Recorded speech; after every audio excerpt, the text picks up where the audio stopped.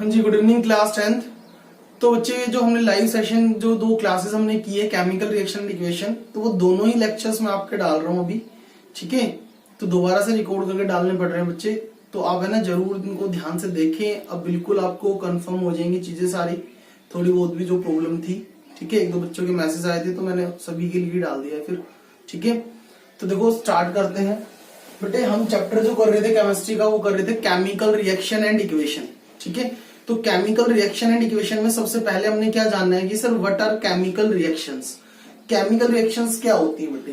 तो chemical reactions हम किन्हें कहते हैं सर? जब कोई सब्सटेंसेस आपस में बेटे केमिकली रिएक्ट करते हैं और वो कुछ नए प्रोडक्ट्स बनाते हैं, न्यू प्रोडक्ट्स की फॉर्मेशन करते हैं, और जो नए प्रोडक्ट बने हैं ना बेटे, उनकी जो प्रॉपर्टीज होंगी वो भी नई होंगी। नई होने का मतलब क्या है कि जो न्यू प्रोडक्ट बनेगा केमिकल रिएक्शन से, उस प्रोडक्ट की प्रॉपर्टीज जिनसे वो बना है उनसे बिल्कुल अलग होंगी, बिल्कुल डिफरेंट होंगी। उसको हम केमिकल रिएक्शन कहते हैं। कहने का मतलब क्या है कि chemical reactions are those processes in which substances chemically combine to form new products with new properties. It means that the properties of product is entirely different from that of reactants, यानी कि that of substances which it is formed, जिनसे कि वो बना है। ठीक है, तो बच्चे इसको हम केमिकल रिएक्शन कहते हैं। तो जरा देखो एक बार डेफिनेशन मैंने सामने लिखी हुई है प्रॉपर, मैं बता भी देता हूं। क्या बताया सर? द प्रोसेसेस इन विच, जिनके अंदर सब्सटेंसेस क्या, उनको क्या बोलते हैं? रिएक्टेंट्स। क्या बोलते हैं उन सब्सटेंसेस को? रिएक्टेंट्स, जो रिएक्ट करते हैं। रिएक्टेंट का मतलब which takes part in a chemical reaction. Reactants हम किन्हें कहते हैं कि दो substances which takes part in a chemical reaction या फिर विच रिएक्ट, ठीक है, आर नोन एज रिएक्टेंट्स। तो the processes in which reactants chemically combine, कैसे कंबाइन होते हैं? केमिकली। अभी हम सीखेंगे सर केमिकली कंबाइन होना क्या होता है। ठीक है, chemically combine to form new products, और सबसे मोस्ट इंपोर्टेंट बात है बेटे with new properties. To form new products with new properties. बोलो ये बात समझ में आ गई बच्चे अच्छे से? अब एक बात फिर से सुनना बेटे, केमिकली रिएक्ट होने का मतलब क्या होता है कि जैसे मान लीजिए हमारे पास कोई भी 2 सब्सटेंस है। ठीक है, जैसे कि मैंने मान लिया सर हमारे पास ये 2 सब्सटेंस है। अब ये सब्सटेंस जो है ये भी एटम से मिलके बना है, और ये सब्सटेंस है ये भी एटम से मिलके बना है। तो जब ये आपस में दोनों केमिकली रिएक्ट करेंगे तो बच्चे इनके एटम्स, ये नहीं है कि इसके एटम्स इस वाले एलिमेंट के एटम्स में चेंज हो जाएंगे। ठीक है, ऐसा नहीं होता है। क्या बोला मैंने कि when substance chemically react then their atoms do not change, the atoms of one element, एक एलिमेंट के atoms do not change into atoms of another element, दूसरे एलिमेंट के एटम्स में इनके एटम चेंज नहीं होते। एटम्स में कोई चेंज नहीं आता बेटे। केवल क्या होता है कि जो इस पहले वाले जो केमिकल सब्सटेंस था, इसके जो एटम्स आपस में जब जुड़े हुए थे तो उनके जो बॉन्ड होता है बिटवीन का, वो बॉन्ड में चेंज आता है। ठीक है, क्या बताया मैंने कि जो एटम्स होते हैं, ठीक है, तो मैंने आपको ये बताया sir atoms of one element do not change into atoms of another element. ठीक है, only rearrangement of atoms takes place. क्या होता है बच्चे कि एटम्स ऑफ वन एलिमेंट, एक एलिमेंट के एटम डू नॉट चेंज, वो चेंज नहीं होते into atoms of another element, but केवल क्या होता है बेटे? Only rearrangement of atoms takes place between the reacting substances. कि जो सब्सटेंस रिएक्ट कर रहे हैं ना, जैसे इसके एटम और इसके एटम्स, वो अपनी पोजीशन चेंज कर लेते हैं जब ये आपस में कंबाइन होते हैं तो।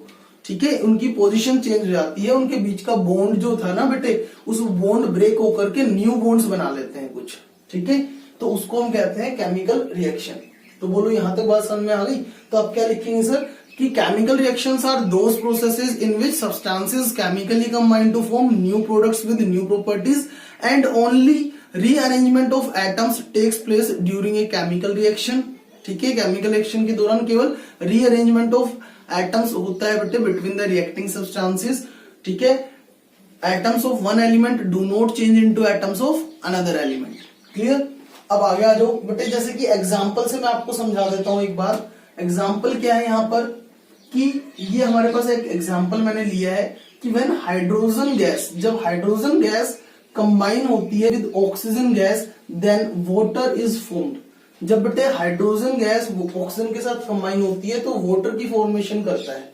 ठीक है, जैसे मैंने यहाँ पर लिखा क्या सर कि hydrogen gas plus oxygen gas formed water. अब देखो ये एरो जो है ना बेटे, ये एरो जो है हमने जो ये एरो लगाई है, ठीक है, वो हमें बताती है डायरेक्शन ऑफ रिएक्शन। डायरेक्शन के बारे में बताती है कि सर हाइड्रोजन और ऑक्सीजन जो थे ना, इस एरो से जो LHS साइड में, ये जो LHS साइड है लेफ्ट हैंड साइड में होते हैं रिएक्टेंट, और जो RHS साइड है, RHS साइड यानी कि राइट हैंड साइड, उसमें क्या हमारे पास क्या है, ये प्रोडक्ट। तो एरो से लेफ्ट साइड में रिएक्टेंट और एरो से राइट साइड में क्या होते हैं बेटे, प्रोडक्ट होते हैं। ठीक है, तो बोलो ये बात समझ में आ गई बेटे? ठीक है जी। अब जरा देखो, यदि ये बात क्लियर हो गई है तो क्या कि ये जो रिएक्टेंट है हाइड्रोजन एंड ऑक्सीजन, ठीक है, हाइड्रोजन गैस के बारे में मेरी बात बिल्कुल ध्यान से समझना। बट जो हाइड्रोजन गैस होती है वो एज ए फ्यूल काम करती है। हाइड्रोजन गैस को हम एज ए फ्यूल बर्न करते हैं, यानी कि हाइड्रोजन गैस एक एक्सप्लोसिव गैस होती है जो कि बर्न करने के काम आती है। ठीक है, और इस हाइड्रोजन को बर्न होने में मदद कौन करता है? जलाने के लिए हमें क्या चाहिए? ऑक्सीजन की प्रेजेंस में ही ये बर्न होगी। ऑक्सीजन हमेशा बर्निंग को सपोर्ट करता है। तो आप बहुत ध्यान से समझे कि हाइड्रोजन की प्रॉपर्टीज क्या है। हाइड्रोजन की प्रॉपर्टीज ये है कि सर ये गैस तो खुद ही जलती है, और ऑक्सीजन की प्रॉपर्टीज क्या है, ये इसको जलाने में मदद करती है, यानी कि ये तो बर्निंग की सपोर्टर होती है और ये खुद बर्न होती है।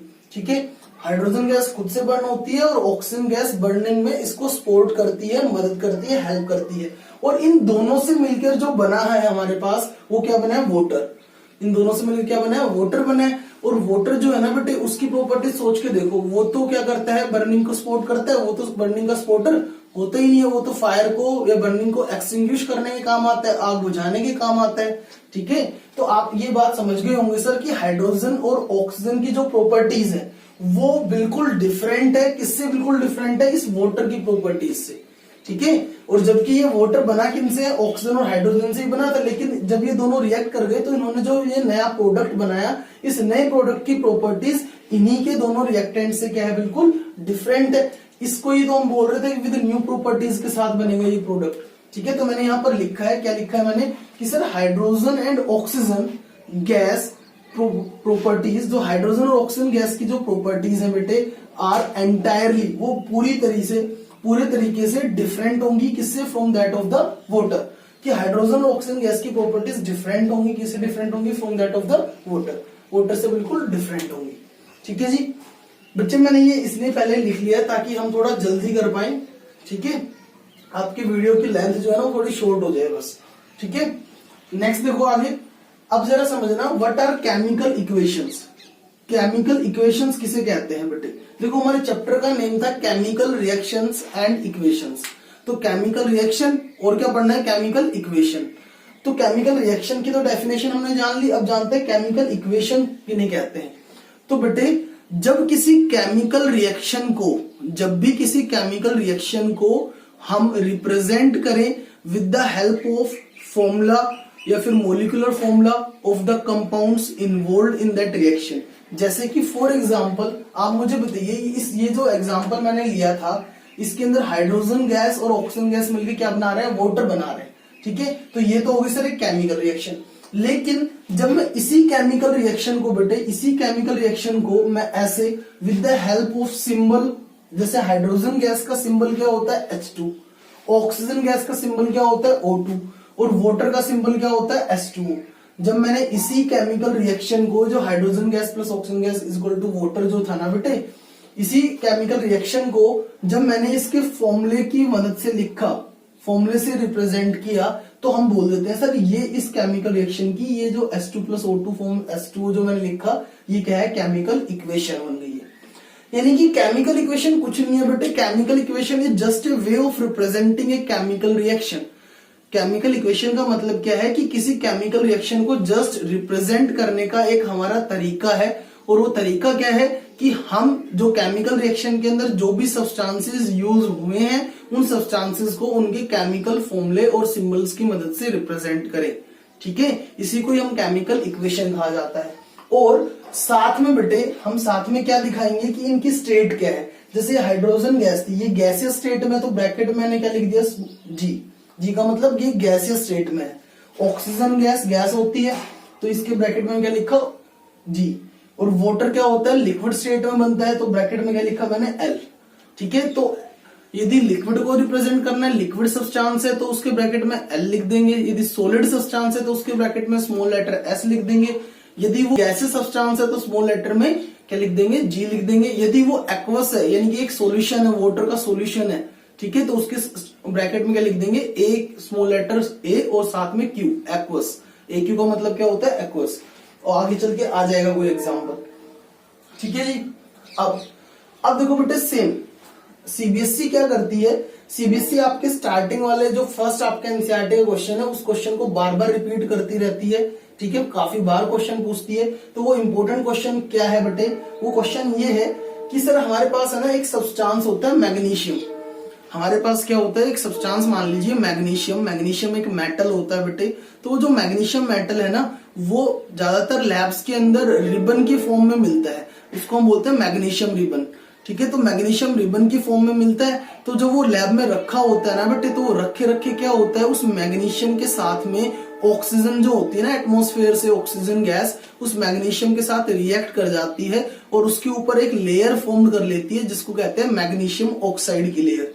ठीक है, क्या बताया मैंने कि जो मैग्नीशियम है बेटे, वो एक रिएक्टिव मेटल है। तो मैग्नीशियम रिबन के ऊपर जब एटमॉस्फेरिक ऑक्सीजन उसके कांटेक्ट में आती है, मॉइस्चर कांटेक्ट में आता है, तो उसके ऊपर एक थिन लेयर फॉर्म हो जाती है, किसकी, बेसिक मैग्नीशियम ऑक्साइड की लेयर।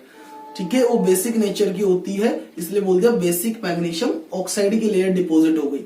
अब जब मैं उसको जलाने लगूंगा मैग्नीशियम रिबन को, फॉर एग्जाम्पल मैंने उस मैग्नीशियम रिबन को बर्न करना है, तो बर्न करेंगे तो आप मुझे बताओ, मैग्नीशियम के पहले तो क्या होगा, बाहर वाली लेयर बर्न होगी, फिर जाके अंदर का मैग्नीशियम बर्न होगा, ऐसे तो होगा। तो हमें पहले क्या करना पड़ेगा, यदि हमें डायरेक्टली मैग्नीशियम को बर्न करना है, तो पहले मुझे क्या करना पड़ेगा, मैग्नीशियम के ऊपर की जो मैग्नीशियम ऑक्साइड की लेयर थी, उसको क्या करना पड़ेगा, पहले हटाना पड़ेगा। उस मैग्नीशियम की लेयर, मैग्नीशियम ऑक्साइड की लेयर को रिमूव करना पड़ेगा, ताकि हम डायरेक्टली मैग्नीशियम को इजिली बर्न कर पाए। ठीक है, तो बेटा वो आपसे यही पूछेगा कि sir why magnesium ribbon is clean before burning in air. बहुत ही ज्यादा इंपॉर्टेंट क्वेश्चन है बेटे, सीबीएसई ने पूछा, मैंने लिखा भी है यहाँ पर।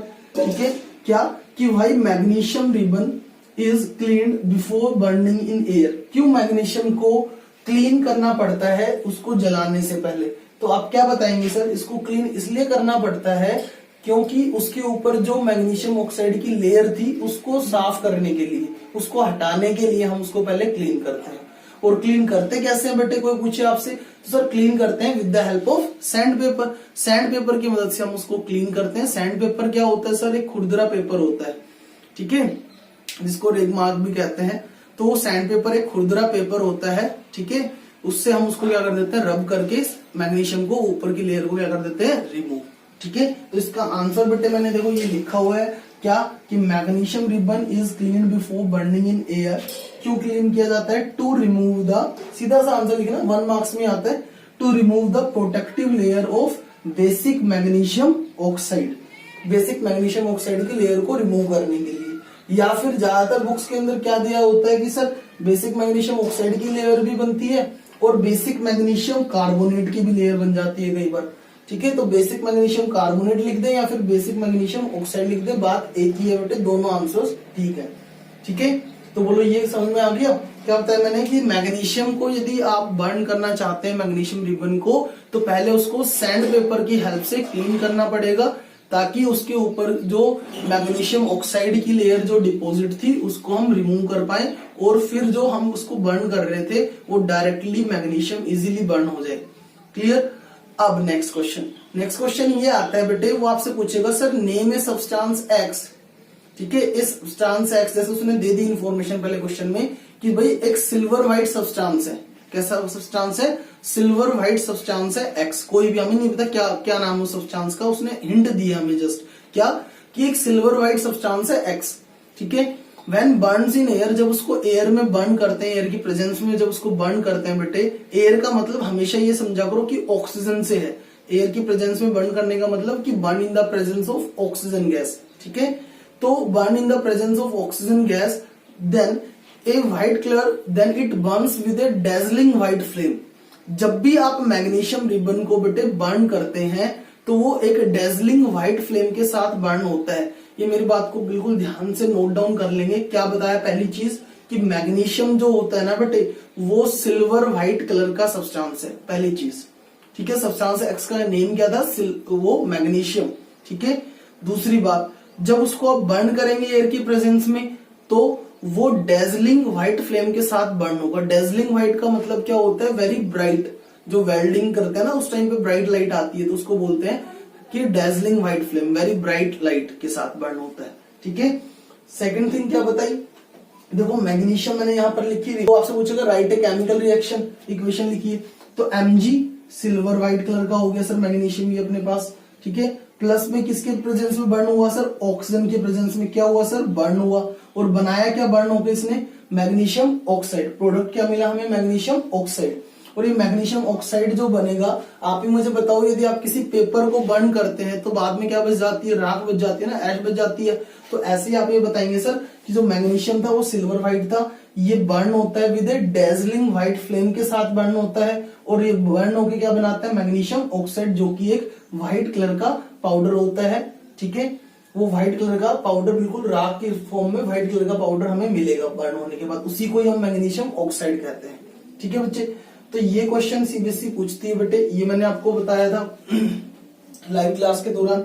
ठीक है, अब नेक्स्ट टॉपिक था हमारा बेटे कि how we came to know that कि रिएक्शन इज केमिकल और फिजिकल चेंज, कि हमें ये बात कैसे पता लगेगी कि कोई सब्सटेंस जो रिएक्ट कर रहे हैं बेटे वो आपस में केमिकली रिएक्ट किए हैं या वो फिजिकली रिएक्ट कर रहे हैं। How we came to know that the reaction is chemical और फिजिकल, कि वो रिएक्शन जो है बेटे वो केमिकल रिएक्शन है या फिजिकल रिएक्शन है। तो उसके लिए बेटे बहुत ध्यान से समझना, जब भी कोई केमिकल रिएक्शन होती है ना बेटे तो उसके दौरान कुछ चेंजेस ऑब्जर्व किए जाते हैं। हर एक केमिकल रिएक्शन में क्या होते हैं, कुछ चेंजेस हम ऑब्जर्व कर लेते हैं। क्या क्या चेंजेस ऑब्जर्व कर लेते हैं, कोई पूछे आपसे तो आप ये बताएंगे सर कि केमिकल रिएक्शन के दौरान कुछ इजीली ऑब्जर्वेबल कुछ चेंजेस आते हैं, उनको हम क्या कहते हैं कि वो सर उस केमिकल रिएक्शन की कैरेक्टरिस्टिक्स है। क्या है, कैरेक्टरिस्टिक्स है। कैरेक्टरिस्टिक्स ऑफ केमिकल रिएक्शन, कोई पूछे what are characteristics of chemical reactions, what do you mean by characteristics of chemical reaction, तो आप ये बताएंगे the easily observable changes during a chemical reaction, easily observable changes during a chemical reactions are known as characteristics of chemical reaction। उनको हम कहते हैं characteristics of chemical reaction। वो कौन कौन सी characteristics है, वो कौन कौन से changes है जो easily observe हो जाते हैं। ठीक है, बहुत ध्यान से समझना बेटे इस बात को कि यदि किसी chemical reaction के दौरान ये changes हम observe करें, जैसे फॉर एग्जाम्पल मान लीजिए हमने कोई दो सब्सटेंस को रिएक्ट करवाया आपस में और उस रिएक्शन के दौरान प्रोडक्ट के अंदर हमें कोई गैस मिली, कोई गैस रिलीज हो रही है। ठीक है, तो हम बोलेंगे yes it is a chemical reaction.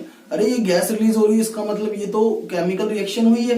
क्यों हुई है, क्योंकि evolution of gas is a characteristic of chemical reaction. तो ये 5 कैरेक्टरिस्टिक्स हैं केमिकल रिएक्शन की जिनसे हमें पता लगता है बेटे कि yes it is chemical reaction. ठीक है, देखो कौन कौन सी कैरेक्टरिस्टिक है, पहली है बेटे इवोल्यूशन ऑफ गैस, दूसरी कौन सी रिएक्शन है बेटे, चेंज इन टेम्परेचर, और तीसरी कौन सी रिएक्शन है, चेंज इन कलर, फोर्थ कौन सी केमिकल रिएक्शन है, चेंज इन स्टेट। यदि किसी केमिकल रिएक्शन के दौरान गैस बाहर निकल रही है तो बोल देंगे yes it is a chemical reaction. यदि किसी रिएक्शन के दौरान टेम्परेचर में चेंज आया हो तो हम बोल देंगे sir yes it is a chemical reaction. यदि किसी रिएक्शन के दौरान बेटे कलर में चेंज आया हो, ठीक है, तो हम बोल देंगे yes it is a chemical reaction. यदि किसी के स्टेट में चेंज आया हो, ठीक है, स्टेट में चेंज आने का मतलब क्या है कि कोई सब्सटेंस सॉलिड था पहले, रिएक्शन के बाद वो लिक्विड फॉर्म में बन गया प्रोडक्ट में, ठीक है, गैसेस फॉर्म में बन गया, तो उसकी स्टेट सॉलिड से लिक्विड है, लिक्विड से गैस, कुछ भी चेंज हो जाए स्टेट में तो हम बोलेंगे yes it is a chemical reaction. Next है बेटे फॉर्मेशन ऑफ प्रेसिपिटेट। यदि किसी रिएक्शन के दौरान कोई एक प्रेसिपिटेट की फॉर्मेशन हो रही हो तो भी हम बोलेंगे yes it is a chemical reaction. अब ये प्रेसिपिटेट क्या होता है इसको भी हम डिस्कस करेंगे थोड़ी देर बाद जब हम ये कैरेक्टरिस्टिक पढ़ेंगे। अब पेपर के अंदर सीबीएसई यहाँ से क्वेश्चन कैसे पूछेगी कैरेक्टरिस्टिक से, वो आपसे पूछेगी सर राइट एनी 2 एग्जाम्पल या फिर right any 1 example which shows evolution of gas. ठीक है, आप कोई भी एक ऐसा एग्जांपल बताइए जिसमें आप कैरेक्टरिस्टिक शो करें इवोल्यूशन ऑफ गैस का। ठीक है, कोई भी एक ऐसी केमिकल रिएक्शन लिखिए जिसमें गैस इवोल्व हो रही हो।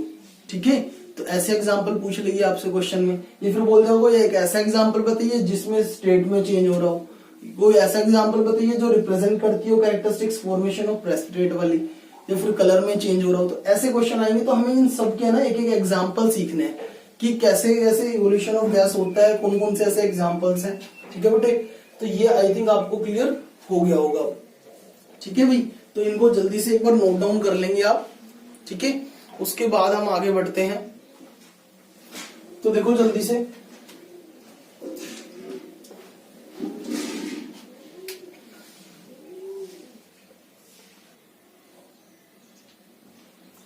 तो बेटे देखो अब हमने क्या करना है, अब हमने पढ़ना है sir examples of characteristics of chemical reactions.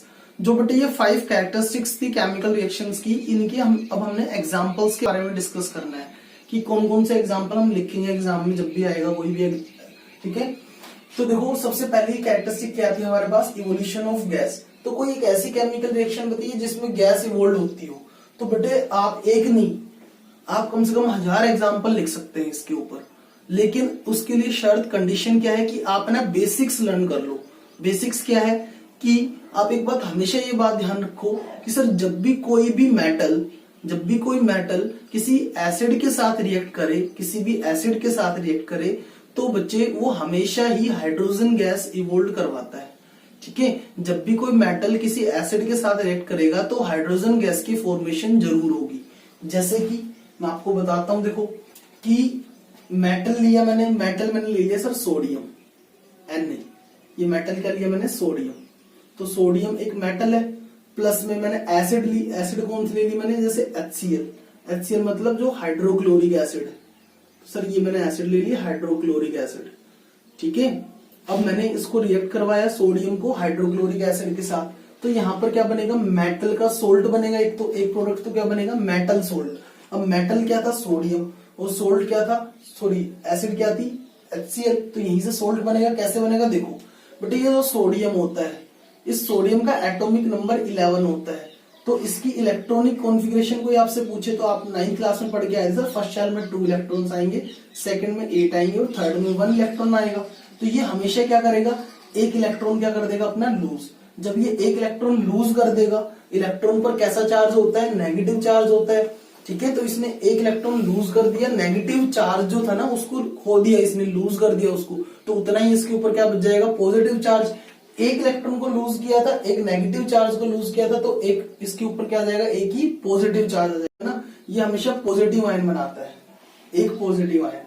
Hydrogen भी ऐसे ही सेम पॉजिटिव आयन बनाता है। क्लोरीन बटे एक नेगेटिव आयन बनाता है। कैसे बनाता है, देखो क्लोरीन जो होता है ना बटे, इसका एटॉमिक नंबर होता है 17, तो इसकी इलेक्ट्रॉनिक कॉन्फ़िगरेशन होती है 287। 17 इलेक्ट्रॉन्स थे तो 287। तो ये क्या करेगा, आउटमोस्ट शेल को फुल्ली फिल्ड करने के लिए एक इलेक्ट्रॉन क्या करेगा, गेन करेगा। एक इलेक्ट्रॉन जब ये गेन करेगा, ठीक है, तो इसके ऊपर इलेक्ट्रॉन गेन कर लिया। इलेक्ट्रॉन गेन करना मतलब नेगेटिव चार्ज गेन करना, तो इसके ऊपर एक क्या आ जाएगा, ऐसे एक नेगेटिव चार्ज आ जाएगा, इसलिए नेगेटिव आयन की फॉर्मेशन करता है। अब आप मुझे बताओ, जब ये दोनों रिएक्ट करेंगे बेटे, तो ये पॉजिटिव इस नेगेटिव के साथ जाएगा कि नहीं जाएगा। पॉजिटिव तो किसके साथ कंबाइन होगा, नेगेटिव के साथ होगा कंबाइन। तो ये Na पॉजिटिव और ये Cl नेगेटिव, ये आपस में दोनों जुड़ जाएंगे और क्या बना लेंगे, NaCl। ठीक है, इसको हम क्या कहते हैं, सोडियम क्लोराइड। क्या बना लिया इन्होंने, सोडियम क्लोराइड। इसी को हम सोल्ट कहते हैं बेटे। ठीक है, आप घर में भी खाते हैं जो सोल्ट होता है वही है ये। प्लस में क्या बनेगा, हाइड्रोजन गैस। प्लस में क्या बनेगी, हाइड्रोजन गैस। तो आप मुझे बताओ, इस रिएक्शन के अंदर ये हाइड्रोजन गैस रिलीज हो रही है, बाहर निकल रही है बेटे। ठीक है, तो हम क्या बोलेंगे, yes it is an example of characteristic of chemical reaction that is evolution of gas. तो ये इवोल्यूशन ऑफ गैस का क्या है, एक एग्जांपल है। ऐसे ही आप हजारों एग्जांपल लिख सकते हैं। अब आपने कुछ नहीं करना, जस्ट करना क्या है, एक चीज कि आपने बस मेटल चेंज करते रहो और एसिड भी चेंज कर दो, या फिर कभी एसिड चेंज कर दो, मेटल को रहने दो। जैसे फॉर एग्जांपल मैं ऐसे ही देखो, ये सोडियम को ही मैं H2SO4 के साथ भी दिखा सकता था। H2SO4 क्या हमारे पास सल्फ्यूरिक एसिड है, जैसे क्या बन जाएगा ये यहाँ पर सोडियम, देखो सोडियम कैसा आयन बनाएगा यहाँ पर पॉजिटिव आयन, हाइड्रोजन कैसा बनाएगा पॉजिटिव। ये जो सल्फेट होता है SO4 इसके ऊपर 2 नेगेटिव होता था। आप 9th क्लास में पॉली एटॉमिक आयंस पढ़े थे आपने, ठीक है, आपने पढ़ा था टेबल नंबर 3.6 के अंदर पेज नंबर 37 के ऊपर आपके एनसीईआरटी के अंदर 9th क्लास में आपने ये पढ़ा था सर पॉली एटॉमिक आयंस। तो उसमें टेबल बनी हुई थी बेटे, तो सल्फेट जो आयन था ना SO4 उसके ऊपर 2 नेगेटिव चार्ज होता था, यानी कि इसकी वैलेंसी कितनी है सर 2 है और सोडियम की वैलेंसी कितनी है 1 है। तो जब ये सल्फेट और सोडियम आपस में रिएक्ट करेंगे ना बेटे तो ये क्या बनाएंगे 2 तो इधर चला जाएगा और ये 1 इधर चला जाएगा। तो मोलिकुलर फॉर्मूला क्या बनेगा Na2 और साथ में क्या बनेगा SO4 और प्लस में क्या रिलीज होगी हाइड्रोजन गैस। ऐसे तो ऐसे ये मोलिकुलर फॉर्मूले बनाए जाते हैं बेटे, इस बात को ध्यान रखिए, ये बार बार काम आएंगी हर रिएक्शन के साथ। ये 9th क्लास की बातें हैं बच्चे, ठीक है, कि कैसे मोलिकुलर फॉर्मूले बनते हैं वो सब बच्चों को आने चाहिए। जिनको नहीं आते बेटे वो भूल जाओ कि 10th की केमिस्ट्री आपको आएगी कभी, ठीक है। जिनको मोलिकुलर फॉर्मूले नहीं आते ना बेटे वो 10th की केमिस्ट्री भूल ही जाओ बस, ठीक है। तो बोलो ये बात क्लियर हो गई है, मोलिकुलर फॉर्मूला अपने कुछ भी नहीं है, फिर से रिवाइज कर लो एक बार उठा के सारे एटम्स आयंस उनको देख लो एक बार, ठीक है। जिस बच्चे को प्रॉब्लम है सर 9th की बुक नहीं है कुछ भी है तो मेरे पास मैसेज कर दो, मैं लिख के दे दूंगा बच्चे, ठीक है। तो ऐसे ही आप कितने भी एग्जांपल्स इसके ऊपर आप दिखा सकते हैं, लिख सकते हैं। तो ये इवोल्यूशन ऑफ गैस का एग्जांपल था, इसको नोट डाउन कर लेंगे। नेक्स्ट करते हैं, अब पॉज करके वीडियो का एग्जांपल नोट डाउन कर लेंगे बेटे, ऐसे ही करते रहना है हम अपने हर एग्जांपल के साथ। तो सेकंड जो कैरेक्टरिस्टिक थी हमारे पास, सेकंड जो कैरेक्टरिस्टिक थी बेटे वो थी अपने पास चेंज इन टेम्परेचर, कि टेम्परेचर में कैसे चेंज आता है। तो इसका एग्जांपल देखिए जरा, देखो मैं आपको एक एग्जांपल बताता हूँ, एक एक्टिविटी से मैं आपको समझाता हूँ। फॉर एग्जांपल बेटे मेरे पास है ना ये एक टेस्ट ट्यूब थी, ठीक है। इस टेस्ट ट्यूब के अंदर मैंने क्या लिया, इस टेस्ट ट्यूब के अंदर मैंने यहां पर ये मैंने लिया था कैल्शियम ऑक्साइड, क्या लिया था भाई कैल्शियम ऑक्साइड, ठीक है। कैल्शियम ऑक्साइड का कॉमन नेम होता है बेटे quicklime, common name of calcium oxide is quicklime. Very important question बेटे, बहुत ही ज्यादा इंपॉर्टेंट है ये कॉमन नेम, कि कैल्शियम ऑक्साइड का कॉमन नेम क्या होता है क्विकलाइम, ठीक है। अब मैंने क्या किया, इसके अंदर ऊपर से वाटर ऐड कर दिया, क्या ऐड कर दिया इसके अंदर मैंने यहां पर वाटर H2O। जब मैंने इसके अंदर H2O यानी कि वाटर ऐड किया बेटे तो बहुत ध्यान से समझना, पहले जो ये टेस्ट ट्यूब थी ना इनिशियली, ये टेस्ट ट्यूब जो थी ना ये ठंडी थी, कूल थी, क्योंकि पानी भी ठंडा था, कैल्शियम ऑक्साइड भी ठंडा था। लेकिन जैसे मैंने इसको पानी को इसमें डाला तो ये कैल्शियम ऑक्साइड और वाटर ये दोनों आपस में रिएक्ट हुए। कैसे रिएक्ट हुए आप ऐसे लिख देंगे सर CaO प्लस H2O, ठीक है, ये दोनों रिएक्ट हुए। और जब ये रिएक्ट हुए ना तो बेटे मैंने फिर जब टेस्ट ट्यूब को हाथ लगाकर देखा, ऐसे टच किया, तो मुझे पता लगा सर अब तो ये जो टेस्ट ट्यूब है ना ये काफी ज्यादा हॉट हो गई है, यानी कि ये काफी ज्यादा गर्म हो गई है, पहले नहीं थी। लेकिन जब इसके अंदर वाटर ऐड कर दिया कैल्शियम ऑक्साइड में तो टेस्ट ट्यूब क्या हो गई, गर्म हो गई। गर्म हो गई तो इसका मतलब क्या हुआ कि ये दोनों आपस में जब रिएक्ट हुए केमिकली तो यहाँ पर हीट एनर्जी की फॉर्मेशन हुई होगी, जिससे ये टेस्ट ट्यूब क्या हो गई है, गर्म हो गई है। तो ये किसका एग्जाम्पल है कि टेम्परेचर में चेंज आया है, पहले तो नहीं था, पहले तो दोनों ठंडे थे, बाद में गर्म हो गए। रिएक्ट करने के बाद तो ये चेंज इन टेम्परेचर हुआ कि नहीं हुआ। तो रिएक्शन कैसे लिखेंगे sir, CaO plus H2O forms, मैं आपको बता भी देता हूं, बनेगा क्या कैल्शियम हाइड्रोक्साइड CaOH ट्वाइस, और प्लस में क्या बनेगी सर हीट एनर्जी, प्लस में क्या बनेगी हीट एनर्जी, जिससे ये टेस्ट ट्यूब क्या हो गई है गर्म। इसका नेम क्या बताया मैंने, ये इसका नेम था सर कैल्शियम ऑक्साइड और इसका नेम क्या था सर वाटर, ठीक है। ये क्या था कैल्शियम हाइड्रोक्साइड,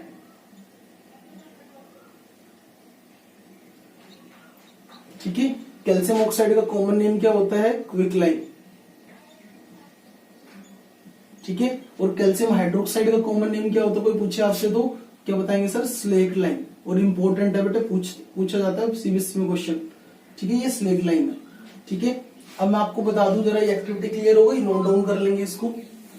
अब मैं आपको एक दो बातें और बता देता हूं सर। ये जो कैल्शियम ऑक्साइड है ना ये बेटे व्हाइट वॉश करने का पाउडर होता है, ये व्हाइट वॉशिंग के दौरान जो पाउडर लेके आते हैं ना, व्हाइट कलर का जो व्हाइट वॉश करने के लिए पाउडर लेके आते हैं, सफेदी जिसको बोलते हैं बेटे, ठीक है, उसी को ही हम कहते हैं कैल्शियम ऑक्साइड। वो जो चूना होता है ना उसको कैल्शियम ऑक्साइड होता है वो, ठीक है। उसको दीवार पे करने से पहले, हम व्हाइट वॉश करने से पहले वॉल के ऊपर हम क्या करते हैं, उसमें पहले वाटर ऐड करके उसका सॉल्यूशन बनाते हैं। जब उसमें पानी डाल देते हैं ना तो वो फिर कैल्शियम हाइड्रोक्साइड सॉल्यूशन बन जाता है, ठीक है। फिर इस कैल्शियम हाइड्रोक्साइड को हम ब्रश की हेल्प से दीवार के ऊपर पेंट करते हैं, ठीक है। तो आपके पास सीबीएसई ने इसके ऊपर बहुत ही इंपॉर्टेंट क्वेश्चन पूछती है, ठीक है। आपके एनसीईआरटी का भी क्वेश्चन है, सैंपल पेपर्स में भी है। वो आपसे क्या पूछेगा, sir a substance x used for white washing, एक सब्सटेंस है, एक कंपाउंड है, ठीक है, x which is used for white washing. तो व्हाइट वॉश के लिए कौन सा सब्सटेंस एक्स यूज होता है, कोई पूछे आपसे, क्या बताएंगे सर, कैल्शियम ऑक्साइड। क्या यूज होता है, कैल्शियम ऑक्साइड। अब दोबारा से क्वेश्चन समझना, यदि सीबीएसई ये पूछे sir A solution x is use for white wash, solution use होता है इस बार, ठीक है, solution of substance x used for white wash, A solution x, तो सॉल्यूशन क्या है, वो कैल्शियम हाइड्रोक्साइड। और यदि ये पूछे इस सॉल्यूशन ऑफ एक्स, तो ये सॉल्यूशन था किसका, कैल्शियम ऑक्साइड का था, तो क्या लिखेंगे, कैल्शियम ऑक्साइड, ठीक है। जब सॉल्यूशन ही पूछ डायरेक्ट तो कैल्शियम हाइड्रोक्साइड, जब ये पूछा ना इस सॉल्यूशन ऑफ सब्सटेंस एक्स, कि सब्सटेंस एक्स का सॉल्यूशन यूज किया गया, तो नेम द सब्सटेंस एक्स। तो सब्सटेंस एक्स क्या है जिसका सॉल्यूशन बनाया हमने, कैल्शियम ऑक्साइड का सॉल्यूशन बनाया था, ये कैल्शियम हाइड्रोक्साइड। तो वहां पर क्या आएगा, CaO। और दोनों का कॉमन नेम जरूर पूछती है, और ये रिएक्शन भी पूछी जाती है कि right the chemical reaction also, तो ऐसे आ जाएगा। तो बोलो बेटे ये हो जाएगा क्लियर, ठीक है। चलिए नेक्स्ट देखो, चेंज इन टेम्परेचर के बाद नेक्स्ट आता है बेटे थर्ड कैरेक्टरिस्टिक जो थी, वो थी आपके पास change in colour.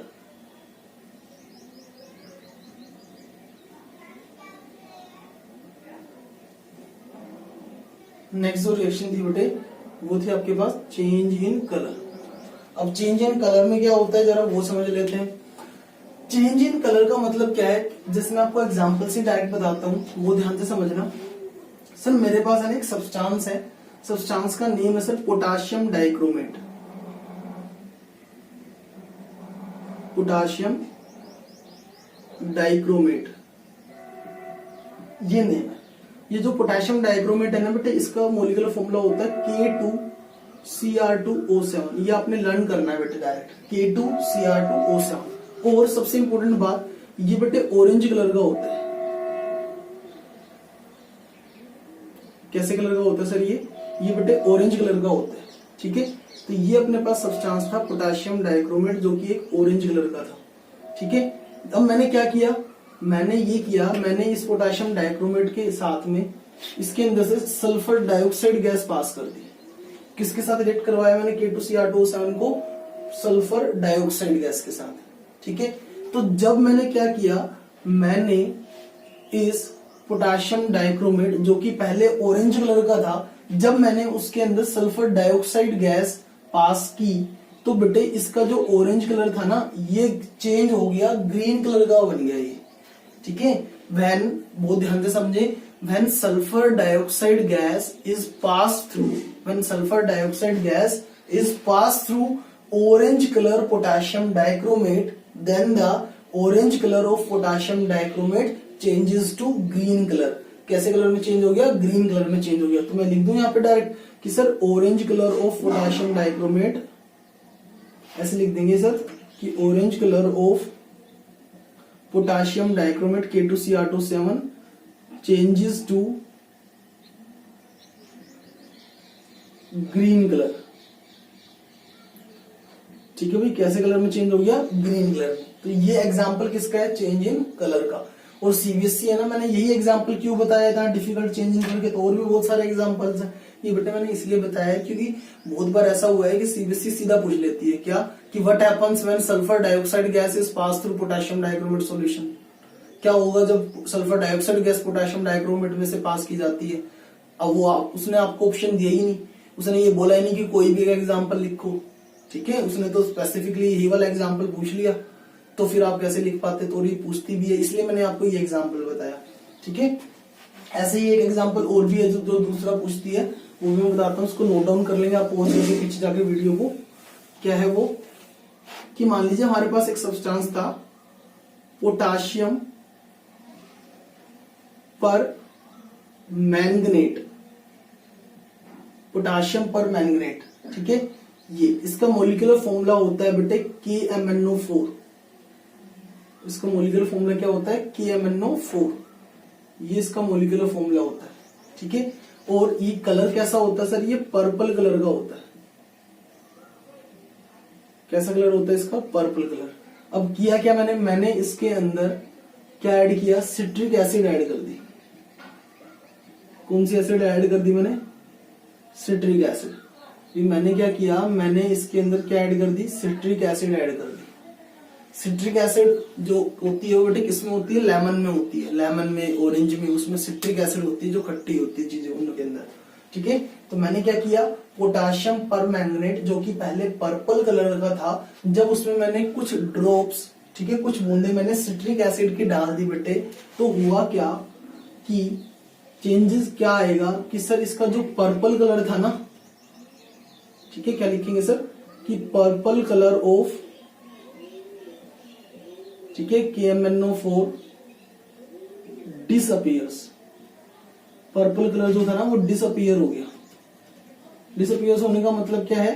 That is कि पर्पल कलर जो था ना वो कैसा हो गया? कलरलेस हो गया। अभी कि पर्पल से वो कैसा हो गया? कलरलेस हो गया बिल्कुल, ठीक है।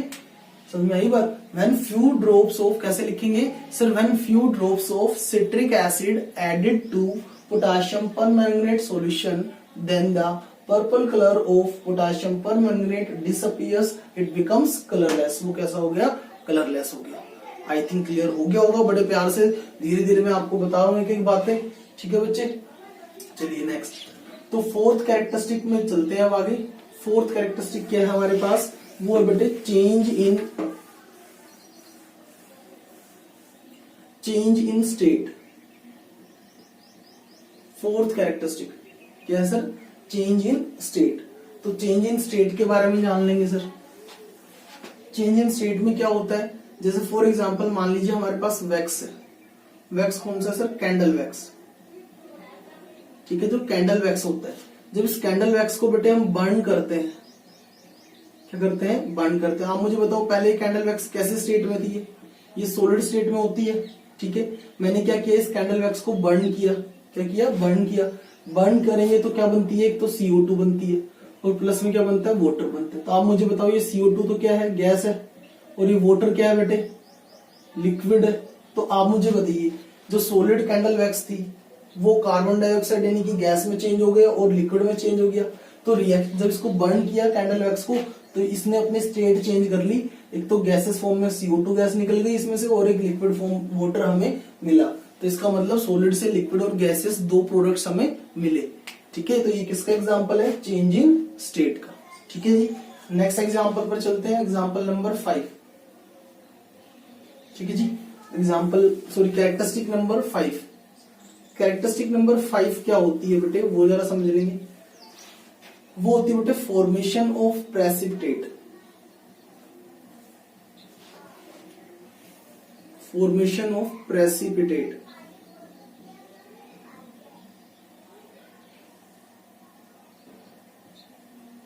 ठीक है जी।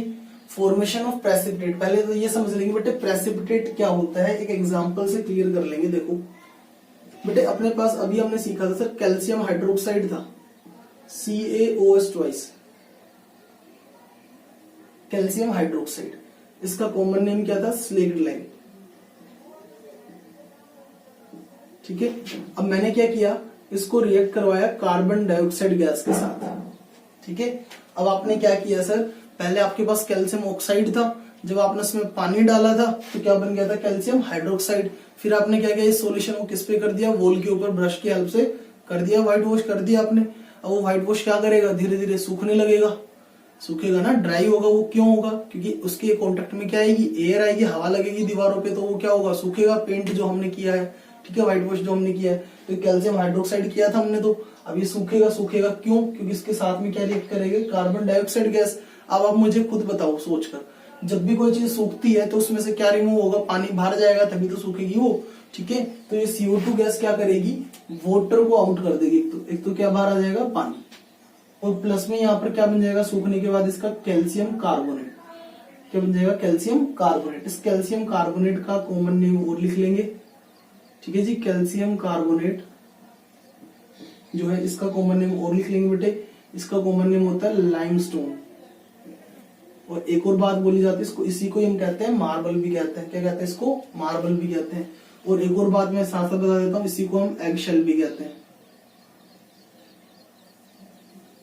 बिल्कुल ठीक है। जो एग होता है ना बेटे, एग की जो आउटर मोस्ट लेयर होती है, जो हार्ड लेयर होती है, वो कैल्शियम कार्बोनेट होता है, ठीक है।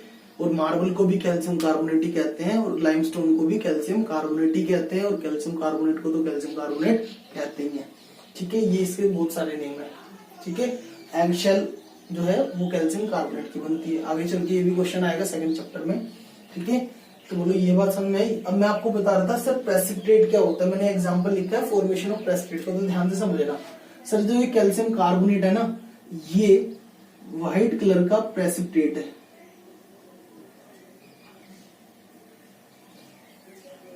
ठीक है। अब इसको एक्टिविटी से समझेंगे। देखो मैंने क्या लिया भाई, मैंने ये वेसल लिया, और इस वेसल के अंदर ये अपने पास यहां पर था कैल्शियम हाइड्रोक्साइड, क्या था भाई, कैल्शियम हाइड्रोक्साइड। मैंने क्या किया, इसी के अंदर CO2 गैस और ऐड कर दी, क्या ऐड कर दी, CO2 गैस, ठीक है।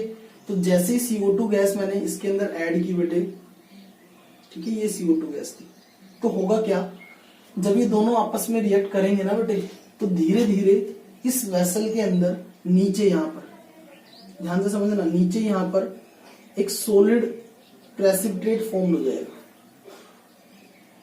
ये नीचे, ये अपने पास CaCO3 जो कि कैसा है, सॉलिड है। पहली बात तो कैसा है, सॉलिड है, ध्यान से समझना। ये कैल्शियम कार्बोनेट जो था ना, वो इस वेसल के अंदर नीचे सेटल डाउन हो जाता है, और जो ये वाटर बना था ना, दूसरी चीज क्या बनी थी, वाटर, तो ये वाटर था ना बेटे, ये रह जाता है रिमेन्स एट द टॉप, ये वाटर जो था ना ये ऊपर रह जाता है, तो यहाँ पे वाटर बन जाएगा, और ये यहाँ पे बन जाएगा CaCO3। तो कैल्शियम कार्बोनेट तो सॉलिड फॉर्म में नीचे सेटल्ड हो गया, और वाटर उसके ऊपर फ्लोट कर रहा है जो बना था वो।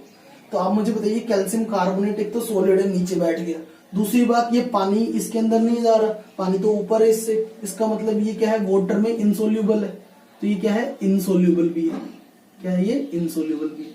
तो वो ध्यान से समझेंगे सर, एक ऐसा सॉलिड इनसोल्यूबल प्रोडक्ट, ठीक है, एक ऐसा इनसोल्यूबल सॉलिड प्रोडक्ट, ठीक है, विच separates out from the solution, जो कि इस सॉल्यूशन में से नीचे सेटल्ड हो गया, सेपरेट हो गया, नीचे बैठ गया ये, ठीक है, इज नोन एज प्रेसिपिटेट। उसको हम क्या कहते हैं, प्रेसिपिटेट कहते हैं। एक सॉलिड इनसोल्यूबल प्रोडक्ट, ठीक है, उसको ही हम क्या कहते हैं, which separates out from their solution is known as precipitate, ठीक है। तो those reactions in which precipitate is formed are known as precipitation reactions. Clear, ये बात ध्यान रखें।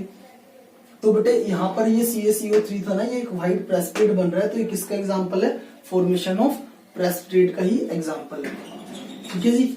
तो बोलो ये फॉर्मेशन ऑफ प्रेसिपिटेट का एग्जांपल हो जाएगा बेटे। तो नेक्स्ट चलते हैं अब आगे टाइप्स ऑफ केमिकल रिएक्शंस पे, ठीक है भाई। तो टाइप्स ऑफ केमिकल रिएक्शंस क्या होती हैं वो जरा देखते हैं।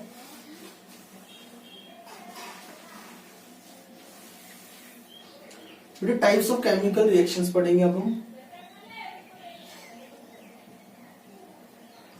टाइप्स ऑफ, कितने टाइप की केमिकल रिएक्शंस होती हैं, तो हम स्टार्टिंग से स्टार्ट कर लेते हैं बेटे। मैं आपको नियरली अबाउट कम से कम 8 टाइप्स ऑफ केमिकल रिएक्शन या 7 टाइप्स ऑफ, उससे भी ज्यादा केमिकल रिएक्शंस पढ़ाऊंगा इसी चैप्टर में, ठीक है। तो स्टार्ट करते हैं। सबसे पहली है बेटे कॉम्बिनेशन रिएक्शन। सबसे पहले क्या होती है, कॉम्बिनेशन रिएक्शन।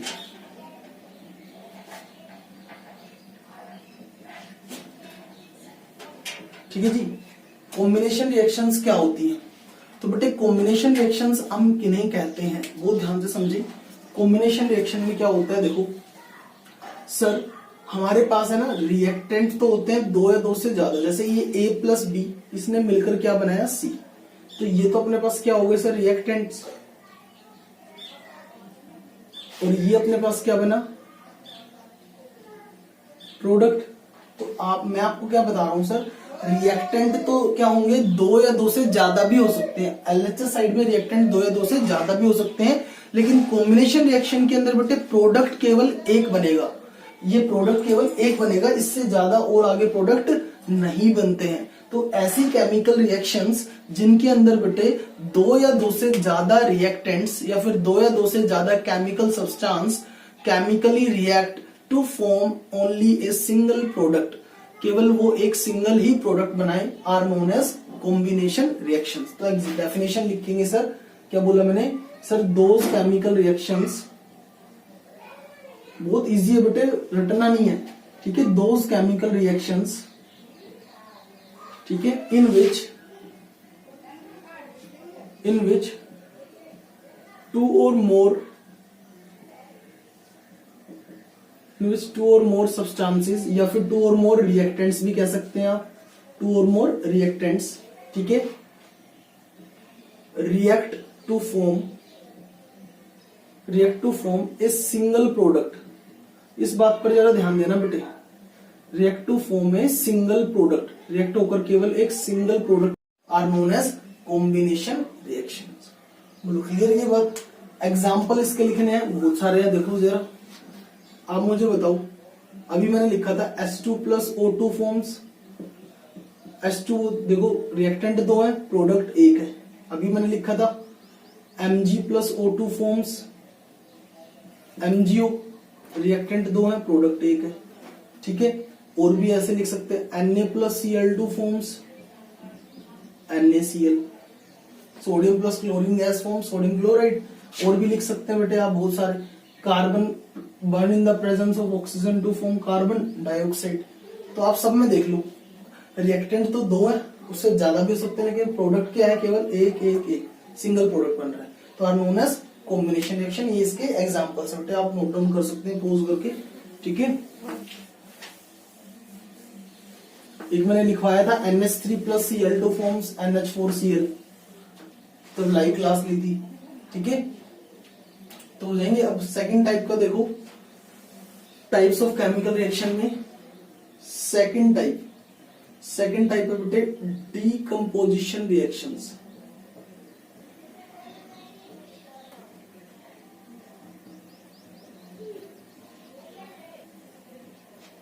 ठीक है बेटे, तो अब हम पढ़ेंगे डीकंपोजिशन रिएक्शंस। तो बेटे डीकंपोजिशन रिएक्शंस क्या होती हैं उसके बारे में हम डिस्कस करेंगे।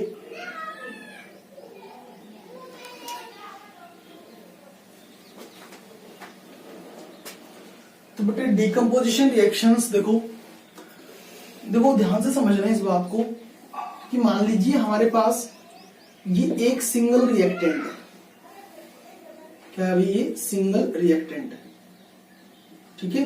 तो ये जो सिंगल रिएक्टेंट है ना बेटे, ये स्प्लिट हो जाए, ये ब्रेक हो जाए, क्या बोल रहा हूं मैं, ये स्प्लिट हो जाए, या फिर क्या बोलेंगे सर, ये ब्रेक हो जाए, या फिर मैं ये कह सकता हूं सर ये डीकंपोज हो जाए।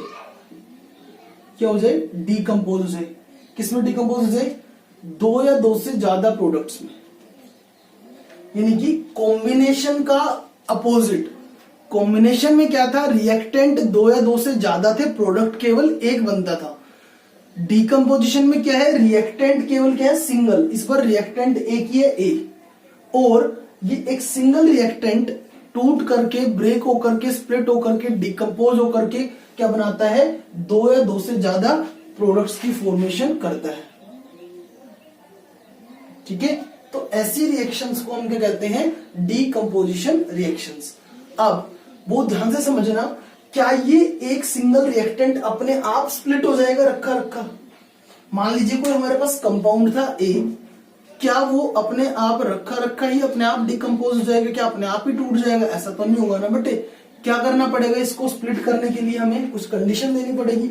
इसको स्प्लिट करने के लिए बेटे हमें इसको एनर्जी देनी पड़ेगी।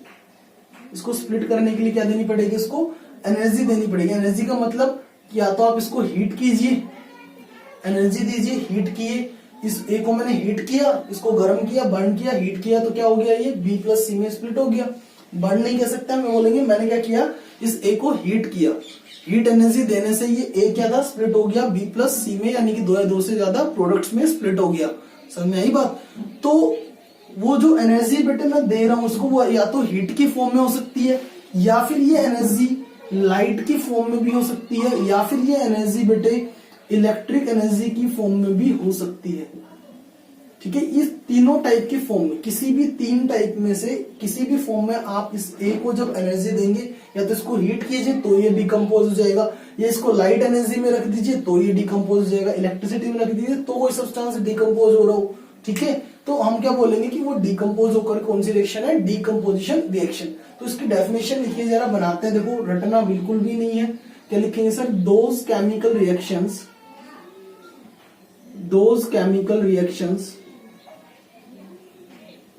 in which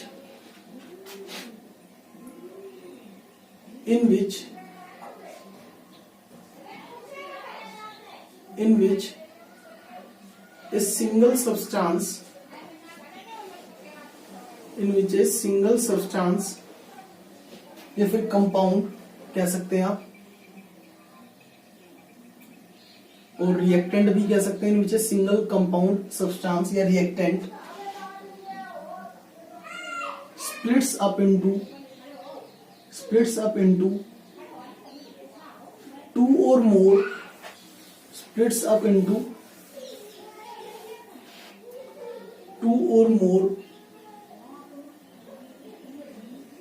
simpler substances, या फिर आप कह सकते हैं 2 or more simpler products। ठीक है, और ये अपने आप तो टूटेगा नहीं, कैसे टूटेगा? स्प्लिट कैसे होगा? By absorbing energy. क्या लिखेंगे? By absorbing energy in the form of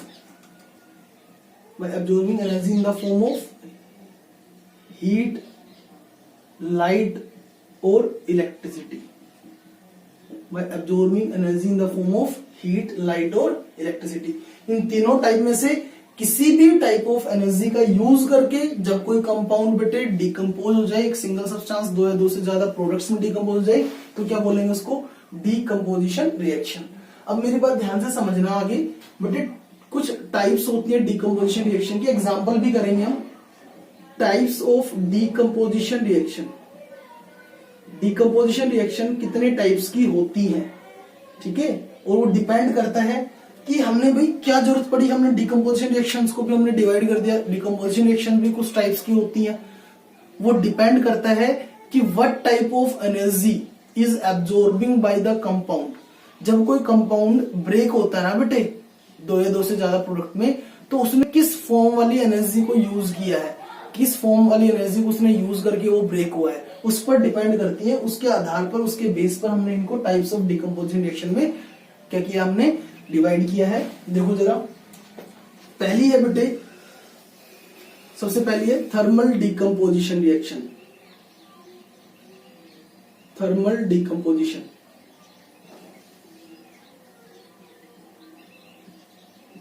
ठीक है। दूसरी है बेटे electrolytic decomposition. Electrolytic decomposition reaction, ठीक है। और तीसरी है बेटे फोटोलाइटिक डिकम्पोजिशन, या फिर फोटोकेमिकल डिकम्पोजिशन भी कह सकते हैं, फोटोलाइटिक डिकम्पोजिशन।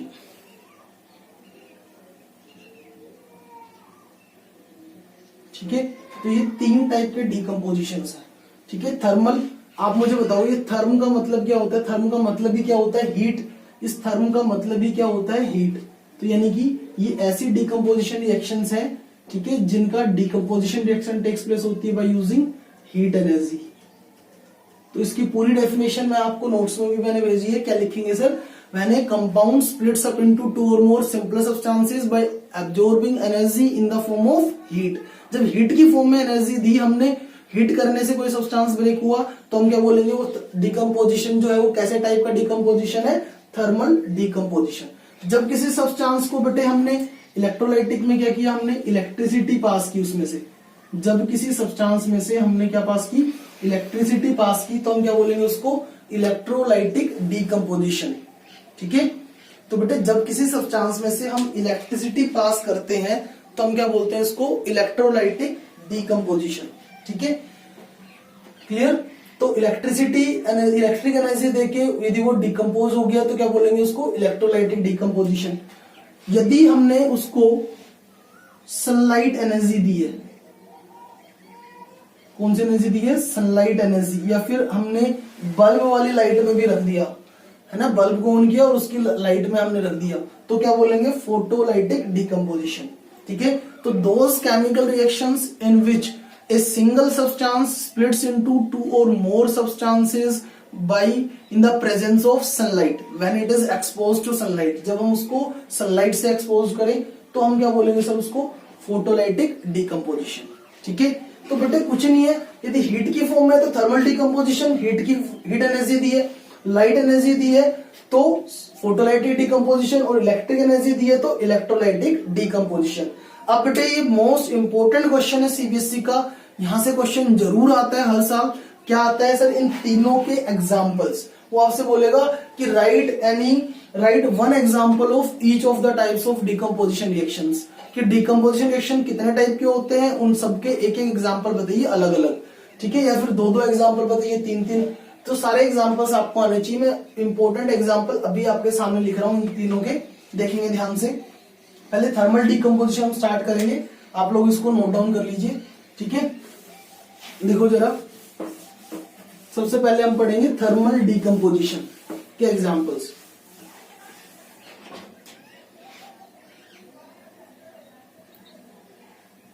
थर्मल डीकंपोजिशन में बेटे आप क्या करेंगे, सबसे पहले तो ना यहाँ पे डेफिनेशन लिखेंगे इसकी, जैसे मैंने नोट्स में दिया भी आपको। सबसे पहले यहाँ पर क्या लिखेंगे, डेफिनेशन, फिर यहां से लिखेंगे एग्जांपल्स। एग्जांपल्स बहुत इंपॉर्टेंट है। ठीक है, जैसे मैंने पहला एग्जांपल लिखा सर, CaCO3 कैल्शियम कार्बोनेट। जब कैल्शियम कार्बोनेट को आप हीट करते हैं, हीट का सिंबल होता है बेटे डेल्टा। यदि किसी एरो के ऊपर ऐसे डेल्टा का साइन बनाया हो ना, ट्रायंगल का, इसको डेल्टा बोला जाता है, इस साइन को डेल्टा बोलते हैं। इसका मतलब ही क्या होता है, हीट। इस डेल्टा का मतलब क्या होता है, हीट। तो ये जो CaCO3 था ना बेटे, ये डिकम्पोजिशन रिएक्शन दिखाएगा यहाँ पर, ये डिकम्पोज हो जाएगा, यानी कि ब्रेक हो जाएगा। किसमें ब्रेक हो जाएगा, कैल्शियम ऑक्साइड में, और प्लस में किसमें ब्रेक हो जाएगा, कार्बन डाइऑक्साइड में। इन दो चीजों में, ये क्या था हमारे पास, कैल्शियम कार्बोनेट। ठीक है भाई, इसका कॉमन नेम क्या था, लाइमस्टोन। ठीक है, किसमें टूट गया, ये कैल्शियम ऑक्साइड में। इसका कैल्शियम ऑक्साइड का कॉमन नेम अभी मैंने बताया, बार बार आएंगी ये चीजें, क्विकलाइन। और साथ में क्या बनी, कार्बन डाइऑक्साइड। आप मुझे बताओ, ये जो एग्जांपल मैंने सामने लिखा है बेटे, ये थर्मल डिकम्पोजिशन का एग्जांपल है, ये डिकम्पोजिशन का भी एग्जांपल है, और बेटे ये इवोल्यूशन ऑफ गैस भी हो रही है यहाँ पे। तो इवोल्यूशन ऑफ गैस में भी आप ये एग्जांपल लिख सकते थे कैरेक्टरिस्टिक रिप्रेजेंट करने के लिए। ठीक है, तो वहां पर भी इसे एग्जाम्पल को लिख सकते थे, इसलिए मैंने आपको ये एग्जाम्पल बताया। और एक और बात ध्यान से समझे, जैसे मैंने यहाँ पर लिखा PbNO3, कैसा डिकम्पोजिशन हुआ, थर्मल, क्योंकि हीट से हुआ। PbNO3 का मतलब क्या होता है बेटे, लेड नाइट्रेट। क्या नाम था इसका, लेड नाइट्रेट। जब इस लेड नाइट्रेट को बेटे हम हीट करते हैं, इसको जब हम हीट करते हैं तो ये तो बनाता है लेड ऑक्साइड। क्या बनाता है, लेड ऑक्साइड। प्लस में क्या बनाता है, नाइट्रोजन डाइऑक्साइड। ये क्या बनी है भाई, नाइट्रोजन डाइऑक्साइड। ठीक है, और प्लस में क्या बनाता है, ऑक्सीजन गैस। यदि बैलेंस करनी हो तो यहाँ 2 लगाओ, यहाँ 2 लगाओ, यहाँ 4 लगाओ, ये बैलेंस हो जाएगी। ठीक है, समझ में आई बात, गिन लेना इनके एटम्स, बैलेंस हो जाएगी। लेकिन बैलेंसिंग में आपको एक अलग से लेक्चर में सिखाऊंगा कि आप भी फिर मेरी तरह इतनी जल्दी बैलेंस कर पाएंगे। ठीक है,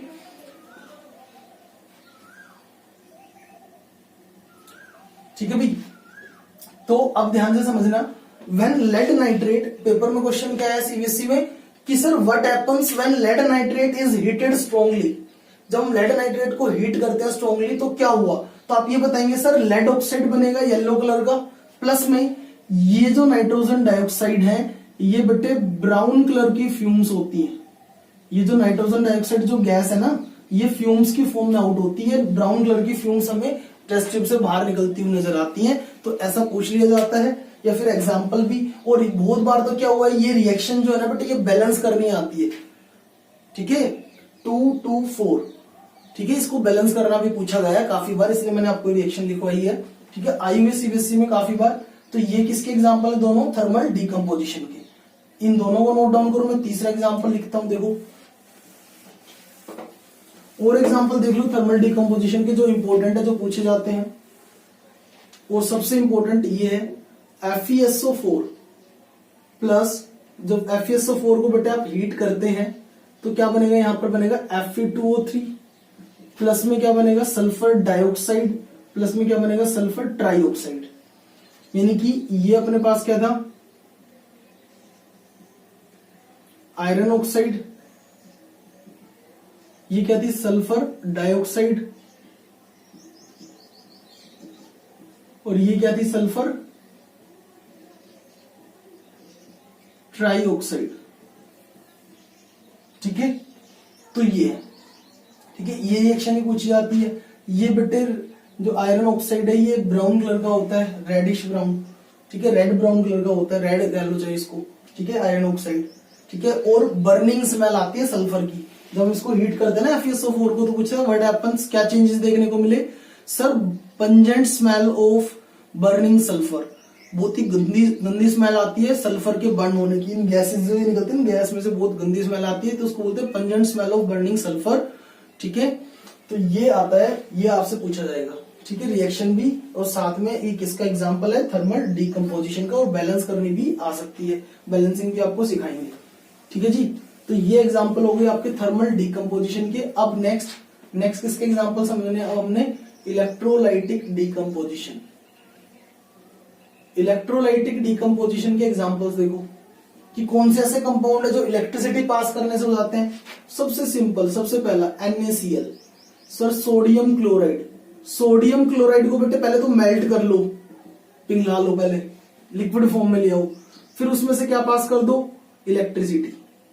फिर उसमें से क्या पास कर दो, इलेक्ट्रिसिटी। इसी को बोलता हूं इलेक्ट्रोलिसिस। इलेक्ट्रोलिसिस का मतलब क्या होता है, पासिंग ऑफ इलेक्ट्रिसिटी। जैसे मैंने इसमें से पास की है, तो ये इलेक्ट्रोलिसिस प्रोसेस होती है। ठीक है, तो जब मैंने NaCl में से इलेक्ट्रिसिटी पास की तो ये डिकम्पोज हो गया, किसमें डिकम्पोज हो गया, Na प्लस में Cl2। सोडियम बना यहां पर, मेटल मिला हमें, ये तो हो गया सोडियम मेटल। ठीक है, प्लस में क्या मिली हमें यहां पर, क्लोरीन गैस। मैं आपको बताऊंगा ये कि कैसे इलेक्ट्रिसिटी पास करते हैं। ठीक है, अब नेक्स्ट जैसे H2O था, H2O में से इलेक्ट्रिसिटी पास कर दो।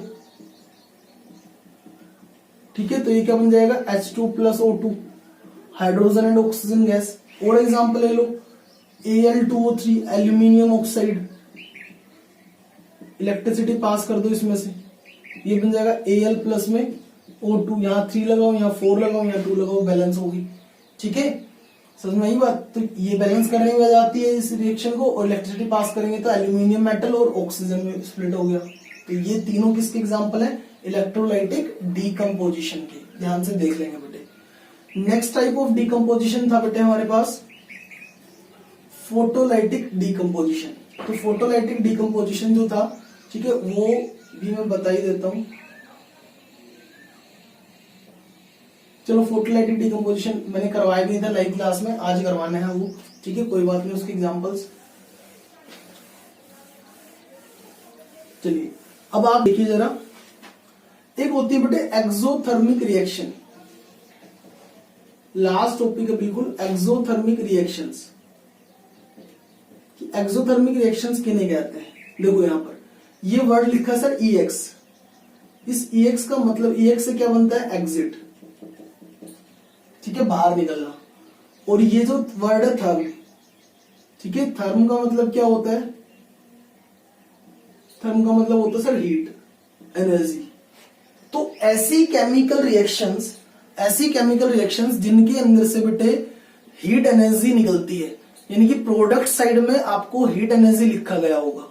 जैसे कि फॉर एग्जांपल, तो आप पहले तो यहां बताओ sir, those chemical reactions in which heat energy, ठीक है बेटे, हीट एनर्जी इज evolved या released, in which heat energy is released are known as exothermic reactions।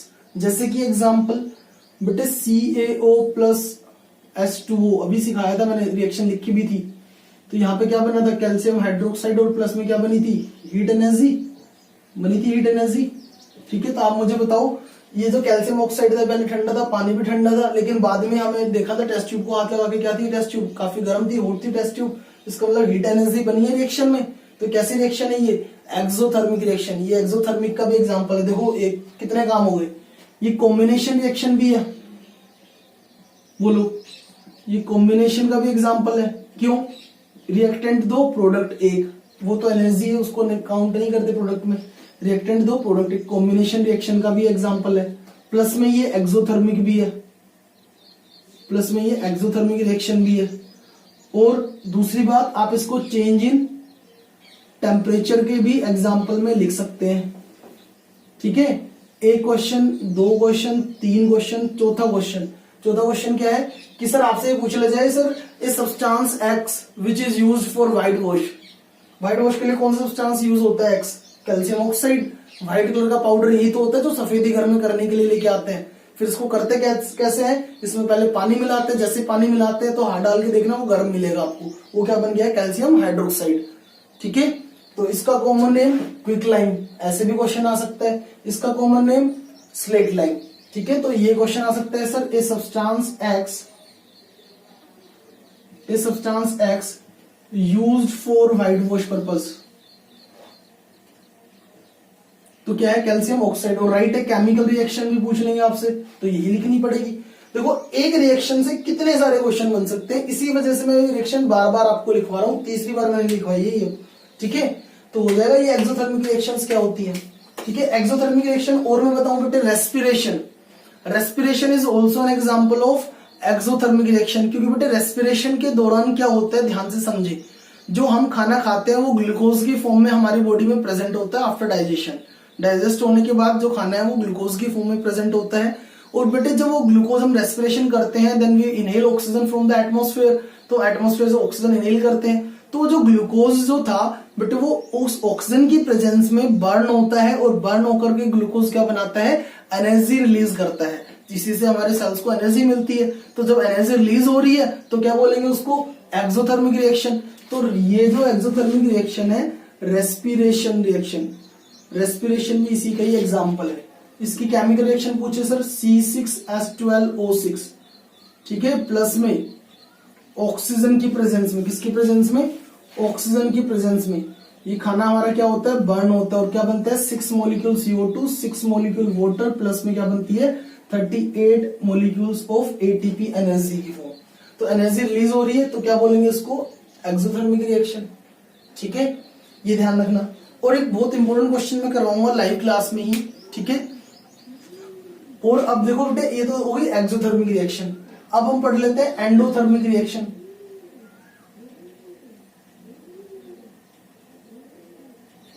Endothermic क्या होता है, देखो EN का मतलब क्या होता है, एंटर। EN का मतलब क्या हो गया, एंटर करना। ठीक है, एंडोथर्मिक। तो एंडोथर्मिक का मतलब क्या हो गया कि जब एनर्जी एंटर हुई है रिएक्शन में, उसने बनाई नहीं, रिएक्शन से एनर्जी बनी नहीं, बल्कि एनर्जी हमें देनी पड़ी है रिएक्शन के अंदर। आपने बहुत सारे एग्जांपल पढ़ लिए हैं उसकी ओर, सोचो जरा ध्यान से। एंडोथर्मिक रिएक्शंस क्या होंगी, those chemical reactions in which heat energy is evolved की जगह क्या आ जाएगा, in which heat energy is absorbed. Heat energy क्या की जाती है, एब्जॉर्ब की जाती है, उनको हम क्या बोलेंगे, endothermic reaction. Heat energy is absorb दिया बेटा मैंने ये। ठीक है, ध्यान से देख लेना। ठीक है, जैसे कि एग्जांपल आप मुझे बताओ, अभी मैंने एग्जांपल लिखा था सर CaCO3, ठीक है, PbNO3 ट्वाइस, ठीक है, या फिर ये NaCl वाला एग्जांपल। आप मुझे बताओ इन सब के